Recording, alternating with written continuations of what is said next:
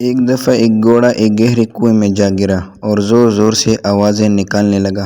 گھوڑے کا مالک کسان تھا جو کنویں کے کنارے پہ کھڑا اسے بچانے کی ترکیبیں سوچ رہا تھا۔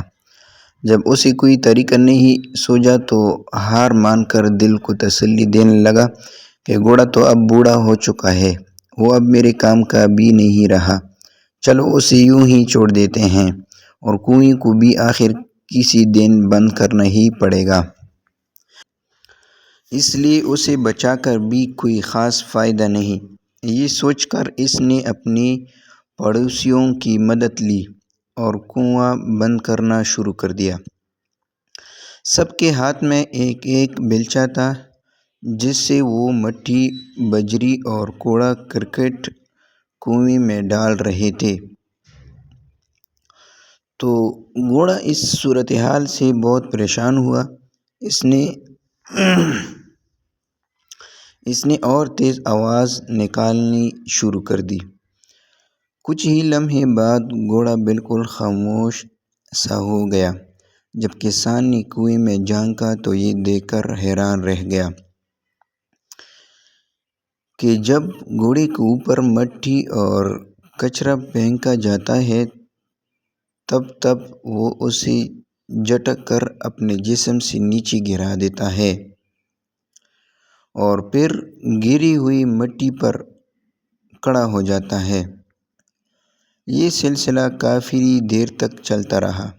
کسان اپنے پڑوسیوں کے ساتھ مل کر مٹی اور کچرا پھینکتا رہا اور گھوڑا اسے اپنے بدن سے ہٹا ہٹا کر اوپر آتا گیا اور دیکھتے ہی دیکھتے کنویں کے اوپر تک پہنچ گیا اور باہر نکل آیا۔ یہ منظر دیکھ کر کسان اور اس کے پڑوسی سکتے میں پڑ گئے۔ ان کی حیرانی قابل دید تھی۔ زندگی اس غیر متوقع نتیجے پر وہ گھوڑے سے بھی بڑھ کر مجسمہ حیرت بنے ہوئے تھے۔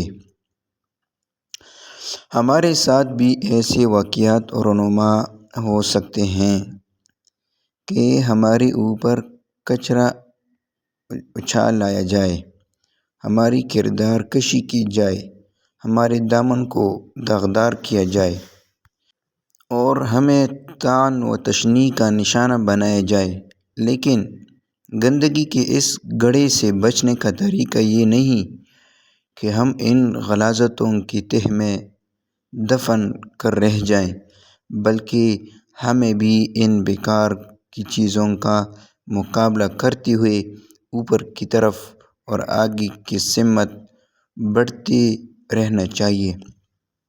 زندگی میں ہمیں جو بھی مشکلات پیش آتی ہیں وہ پتھروں کی طرح ہوتی ہیں، مگر یہ ہماری عقل پر منحصر ہے کہ آیا ہم ہار مان کر ان کے نیچے دب جائیں یا ان کے اوپر چڑھ کر مشکل کی کنویں سے باہر آنے کی ترکیب کریں۔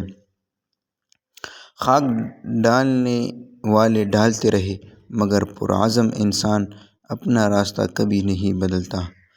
جو بھی میرے چینل پہ نئے ہیں وہ میرے چینل کو ضرور سبسکرائب کریں تاکہ آنے والی نئی ویڈیو آپ لوگوں کو پہنچ سکے۔